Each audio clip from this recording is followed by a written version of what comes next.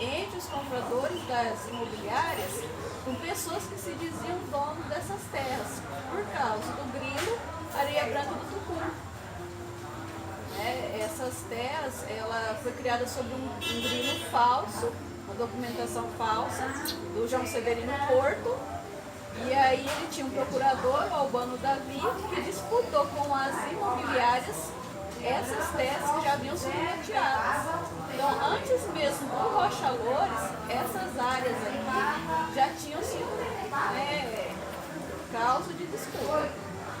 Primeiro, então, mal o Estado resolveu esse problema com os representantes do João Severino Porto, aí já aparece o Rocha Loures. Foi até uma consequência, quando resolve esse problema aí do David Albano com as imobiliárias, é que talvez o perito fala que tem, né, a área disponível, quando na verdade não tinha, porque ela já tinha sido vendida. É uma coisa curiosa, porque esses documentos antigos de grilo, eles começam a aparecer nos cartórios no momento que o governo começa a abrir o Estado. Essa área denominada vazio demográfico, terras devolutas, que na verdade não eram áreas ocupadas por indígenas, eram áreas ocupadas por coceiros, por caboclos, né? Isso começa lá no século XIX, na época do Império ainda. E em 1850 vem a Lei de Terras. O governo do Império, abrindo o Brasil para a imigração europeia, não podia permitir, no período ainda da escravidão, não podia permitir que o homem tivesse livre acesso à terra, e sobretudo imigrante. Então ele vai ter que trabalhar nas fazendas de café, adquirir um pecúlio para depois comprar terra. Então o governo lança para promover o processo de colonização e para que os fazendeiros não perdessem mão de obra com a abolição da escravidão, então os trabalhadores tinham que comprar sua própria terra. Mas antes tem que trabalhar e ganhar seu dinheiro para comprar a terra. Comprar de quem? Do Estado. Então é criada a lei de terras. Não existe mais terras devolutas. Ou as pessoas compram, ou o imigrante, ou quem quer que seja, compra a terra do Estado ou compra de particulares. Então existiam muitas áreas devolutas. Essa lei foi criada em 1850. Ela foi regulamentada em 1854, por um decreto imperial. 1854. Então esse decreto diz o seguinte: primeiro, artigo 1º, toda terra devoluta, não é mais devoluta, pertence ao Estado. Capítulo 2, quem quiser terra, tem que adquirir a terra do Estado ou de particulares. Não é permitida a posse, no 4º. No 5º, é permitida a posse desde que anteriormente ocupada, ou seja, anterior à lei. Então os documentos de grilo de terra são todos forjados a partir de 1850. O grilo Santa Cruz é de 1843, né? O grilo Areia Branca do Tucum é de 1849, percebe? Não é coincidência, porque esses documentos foram fabricados na década de 1920, quando o governo começa a abrir o processo de colonização. Aí surgem os oportunistas para criar documentos falsos, mas eles tinham que criar documentos falsos de acordo com a lei. Tem que ser anterior à lei que regulamentava a questão fundiária no Brasil, né? E dizia que a terra tinha que ser adquirida por meio da compra. E eles não haviam comprado, eles simplesmente forjavam documentos. Por quê? A posse era legal até 1854. Não que a posse não fosse legal posteriormente. Era assim que funciona a posse. Quando a área pertence ao Estado, o agricultor pode ocupá-la, mediante a posse. Então, o Estado ele tem que regularizar a situação. Então, ele tem um direito adquirido. Ele é o primeiro comprador. Se o Estado for colocar aquelas terras em asta pública para venda, o primeiro que tem direito a comprar é quem está na terra. Então, ele vai pagar em 8 anos para o Estado. Mas são valores simbólicos.